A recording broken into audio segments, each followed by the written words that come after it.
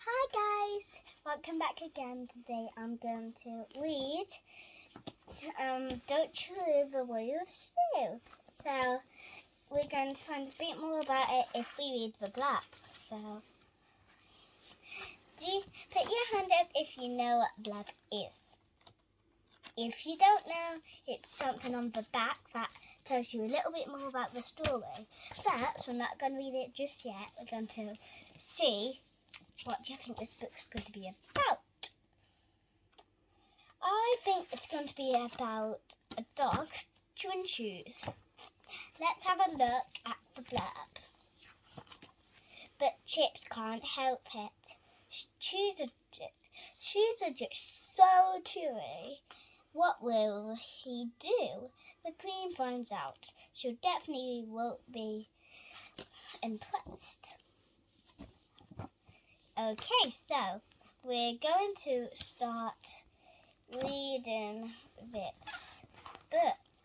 So there's a picture here, if you want to see it.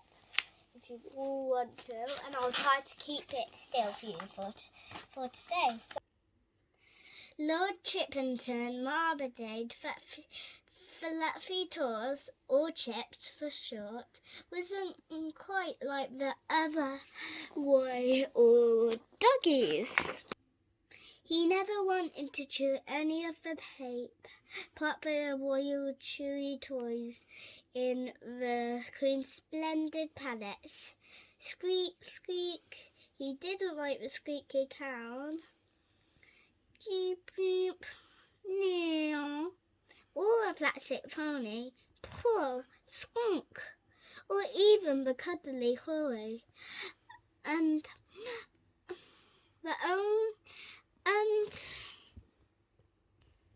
unfortunately, the only thing Chips ever wanted to do was chew the royal shoe. Bad show, said the Duke. Simply horrid, said the Queen. Poor Chips. He really wanted to be a good royal doggy, but shoes were just so chewy. Their lovely laces were like spaghetti, and each shoe had such a delicious smell. So each morning, Chips would sneak up very secretly to find another shoe to chew. He was a very kind dog, though, so he only took one shoe from every pair. He hid his wonderful shoes underneath the royal wooden shoes so that he could chew them whenever he wanted to. He had lots of favourites. The Queen's shoe, which smells like English roses. The Prince's glass slipper, nice and crunchy. The gardener's Wellington boot, itchy muddy, and bone, tons of worms. The Duke's roller skate, super speedy and fun to chase. Very soon, Chips had chewed his way through the entire royal shoe collection. The royal footman had to hop around trying to hide their holy socks. The princess had to go dancing in one tangle shoe. And the Queen had no matching shoes to wear to the garden party. What is one to do without one's other shoe? She exclaimed. Later that afternoon, at the Queen's garden party, the Queen greeted her guests wearing a flip-flop and a Wellington boot. It was terribly embarrassing. Splat! And when the Queen inspected the royal guards, she discovered that something had to be done. She ordered an urgent intimation to find out where all the other shoes had disappeared to. It wasn't long before the royal gardener made a grand discovery. Chip's secret shoe stash. The gardener told the cook told the footman told the butler told the maid, and the maid told the queen. The queen was not amused. Her best slipper was full of holes, and her comfortable sandal was enswedged. One is most disappointed, Lord Chippenton. The Queen ordered her servants to put every shoe in the whole place well out of reach. She told Chips that he must only chew the purple royal chewy toys in future. Then she took away his crown and sent him to bed with no dinner.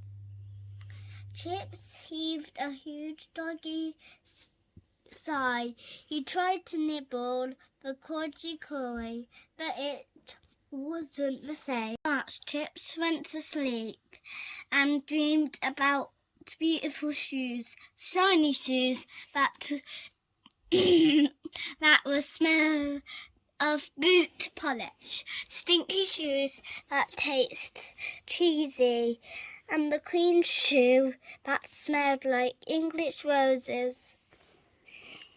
But in the night, while the palace was sleeping, so Chip suddenly woke up. His royal doggy ears had a strange and curious squeak. His royal doggy eyes spotted a strange man with a bag tiptoe into the room.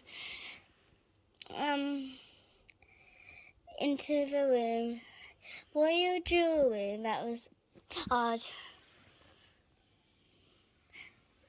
Then his royal doggy nose sniffed something absolutely amazing. The biggest, smelliest, and most magnificent pair of boots. He just had two. Oh, Chips knew he shouldn't, but he couldn't help himself. He just had to chew on those brilliant boots, but he barely started chewing the first boot when the old man with the bag tiptoed out of the royal dreamland. "Oi, yes, give me back my boot." But Chip loved his special boot. He didn't want to give it back. Before the man could grab it, Chips was off in a royal doggy dash. The strange man had dashed after him, but he hadn't noticed the royal chewy toys that Chip had left behind. Nee-o-nee, the toys went, and crash, scooter, whoosh, when the royal jewels were spilled out of the man's bag and tiptoed out of the marble tiles. And yell out shrieks went the man. All that noise woke the whole palace. By Jove, thundered the Duke, you've stolen our jewels.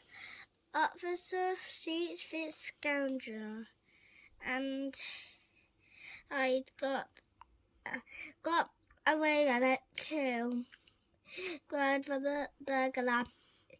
If it wasn't for that pesky dog chewing my boots, you'd chewed his boot, explained the Duke. What a clever chap. He chewed his boots. He chewed his boots, cheered everyone. What a hero. He's simply splendid, said the Queen. One shall await a parade for from card in Lord Chapton's hour. Lord Chippenton's honour. It was excellent. It was an excellent parade, but all the bets Queen allowed Chips to keep his special boots, and he could chew them whenever he wanted. They were spectacularly smelly, delicious, disgusting, and crimply jolly well perfect. Thanks you for reading this book. If you forgot what it was called, Don't You Bubble Your Shoe. If you like this book a lot or a bit, you might want to actually buy it. So also, you might want to actually buy it. So it looks like this. If you ever see it in a library, or you can just buy it at a shop, because you might not want to buy it, you might want to keep it like I did. So if there's a library, no, not a library, I'm sorry. If there's a shop with like a little library, and but you can't borrow it, it's something you keep. If there's a Leake section, it says it here. You might want to go in there and go on children's, because that's what it's by, and you might find it there. Only if there's a section, or you just might want to borrow it a bit if you don't really like it that much. You might